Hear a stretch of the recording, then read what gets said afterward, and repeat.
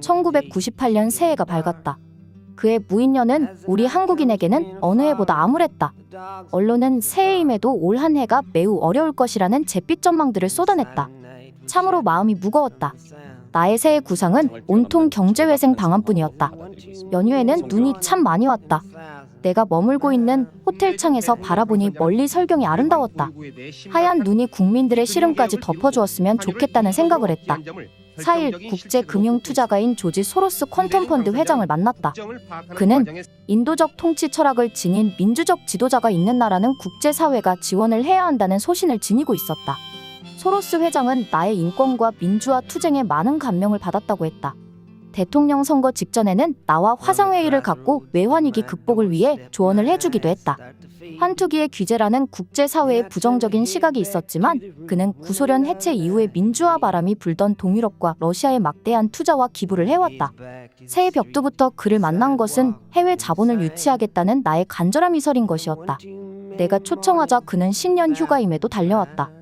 IMF 구제금융으로는 경제회생은커녕 외환 방어조차 힘든 상황에서 소로스 회장은 한국에 적극 투자하겠다고 약속했다.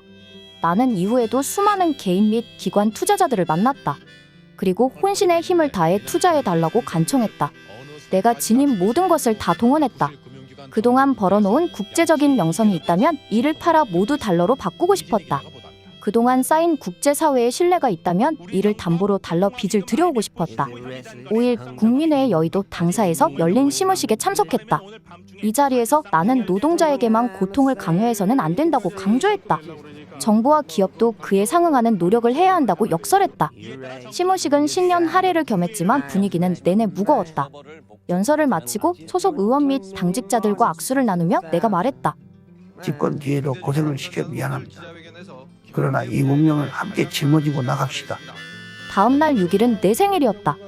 나는 일체의 행사 같은 것은 준비하지 말라고 지시했다. 가족과의 식사도 생일상도 받지 않았다. 미역국 한 그릇으로 모든 것을 대신했다.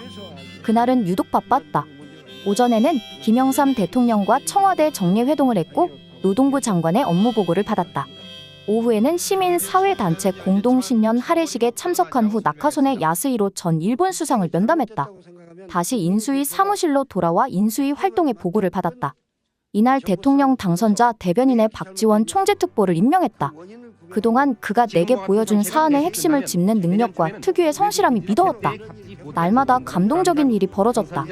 바로 전 세계를 감동시킨 금 모으기 운동이었다. 국민들이 장롱 속에 금부치를 꺼내 은행으로 가져갔다. 전국의 은행마다 금부치를 든 사람들이 줄을 섰다. 금반지, 금 목걸이가 쏟아져 나왔다. 하나같이 귀한 사연이 담겨있는 소중한 증표들이었다. 백성들이 나라의 빈 곳간을 자신의 금으로 채우고 있었다. 신혼부부는 결혼반지를, 젊은 부부는 아이의 돌반지를, 노부부는 자식들이 사준 효도 반지를 내놓았다. 운동선수들은 평생 자랑거리이며 땀의 결정체인 금메달을 내놓았다. 김수환 추기경은 추기경 취임 때 받은 십자가를 쾌척했다고 한다. 그 귀한 것을 어떻게 내놓으시냐고 주위에서 아까워하자 이렇게 말했다고 한다.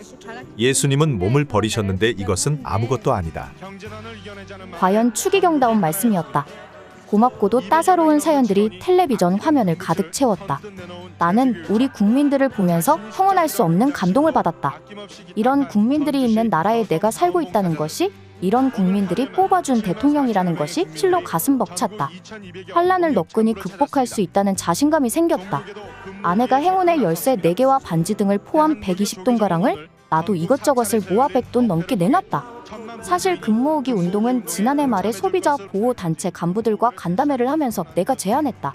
우리나라가 연간 60억 달러의 금을 수입하는데 상당 부분이 금고에 쌓여 있습니다. 금 모으기 운동을 하여 이를 내다 팔면 달러를 마련할 수 있을 것입니다. 순전히 아이디어 차원이었다. 구한말 백성들이 국채 보상 운동을 벌였듯이 집집마다 장롱 속에 잠들어 있는 금을 모으면 외환 위기를 타개하는 데 도움이 될 것 같았다.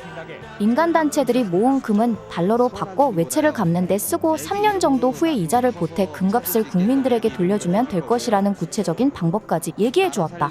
금 모으기 운동은 시작하자마자 그 반향은 엄청났다. 시민, 단체와 방송사들이 참여하여 1998년 3월까지 계속되었다. 전국에서 무려 350만 명이 226톤의 금을 내놓았다. 당시 시세로 21억 5천만 달러어치였다. 모아진 금은 수출하여 달러가 들어왔다. 1998년 2월 수출이 21%나 급증하여 무역 흑자가 32억 달러에 이르렀다. 그중 금 수출액이 10억 5천만 달러였다. 빈사 직전에 나라의 백성들이 수요를 했다. 그 효과는 여기서 그치지 않았다.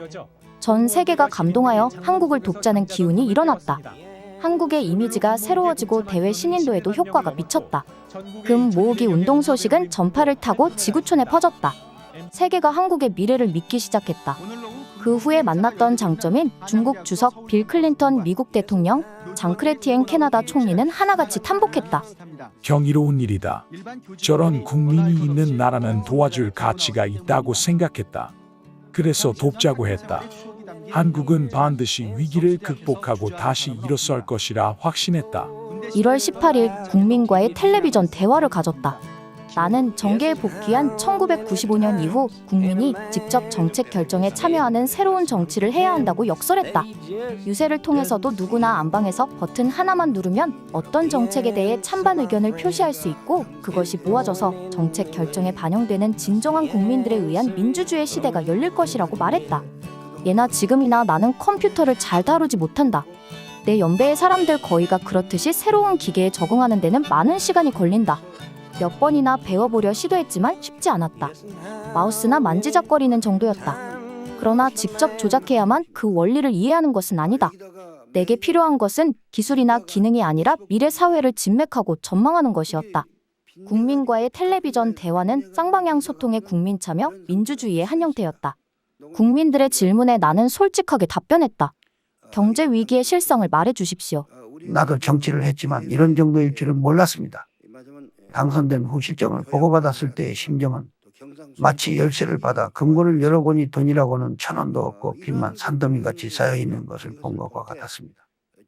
현 정권이 집권 당시 외채가 400억 달러였는데 어떻게 1,500억 달러가 됐는지 그간 우리는 남의 빚을 갚고 살아왔습니다. 그러다 채권국들이 빚을 갚으라고 독촉하면서 파산 지경에 들어가게 됐던 것입니다. 3월 말 안에 갚아야 할 단기 외채가 251억 달러에 달합니다. 그러나 오늘 보고받아 보니 현재 외환보유고는 120억 달러밖에 없습니다. 이를 해결할 수 있는 길은 빚을 연장, 단기 외채를 장기 외채로 바꾸는 것과 외국 투자를 빨리 많이 유치하는 것입니다. 수출도 증대시켜야 합니다. 현실은 상당히 심각하지만 국제적 신인도가 좋아지고 국민들이 금 모으기 운동 등 열심히 협력해 세계적으로 감동을 불러일으켰습니다. 위기는 조금 넘어가고 있는데 아직도 안심할 단계는 아닙니다. 나는 외국 자본을 적극 유치하겠다며 외국인 투자가 가져오는 3가지 장점을 얘기했다. 첫째는 외화를 끌어들이고, 둘째는 외국의 우수한 경영 기법을 배워 국내 동종 기업의 체질이 강화되고, 셋째는 그만큼 일자리가 많이 생긴다는 것이다. 다시 출연자가 내게 주문했다. 국가 부도 위기를 풀기 위해 정부와 재벌의 개혁을 가시적으로 해주길 바랍니다. 또 정경 유착도 끊어주십시오. 1955년부터 사상계 등의 노동 문제에 글을 쓰고 노동자의 관심을 많이 가졌습니다. 그래서 지금의 노동 문제에 대해 가슴이 아픕니다. 먼저 정경유착의 시대는 지났습니다. 김영삼 정권에서 기업들은 1,400억 원의 기탁금을 여당에 주면서 우리에게는 1,400원도 주지 않았습니다. 우리는 기업에 빚진 것이 없어 정경유착을 할 이유가 없습니다. 나는 국제시장에 가서 달러를 많이 벌어오고 국민에게 일자리 많이 주고 세계에서 제일 질이 좋으면서도 가장 싼 제품을 만드는 기업인을 좋아합니다. 실업 문제에 최선을 다하겠습니다. 기업에게도 과거에는 상상 못할 요구를 해서 체질 개선을 하겠습니다. 결합재무제표도 만들고 상호보증도 못하게 하고 주력 기업을 빼고는 정리하게 하고 기업 총수에게 사재를 투자하도록 하고 경영 잘못하면 물러나게 하겠습니다. 결코 노동자에게만 가혹하게 하지 않을 것입니다.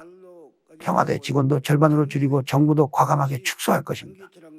내가 준비한 것들, 내가 알고 있는 모든 것들을 솔직하게 털어놓았다. 나는 끝으로 우리 모두가 고통을 함께 나누자고 호소했다.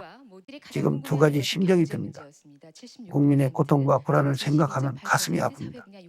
동시에 한편에서는 여러분이 역사의 주인으로 반드시 나라를 구할 수 있다는 생각입니다. 우리는 저력을 보일 수 있습니다. 위기 극복을 위해 정부는 필사의 노력을 다하겠습니다. 사실을 정확하게 국민에게 보고하겠습니다. 금년에는 어쩔 수 없습니다. 어떻게든 이겨내서 내년 중반부터 희망을 가질 수 있도록 하겠습니다.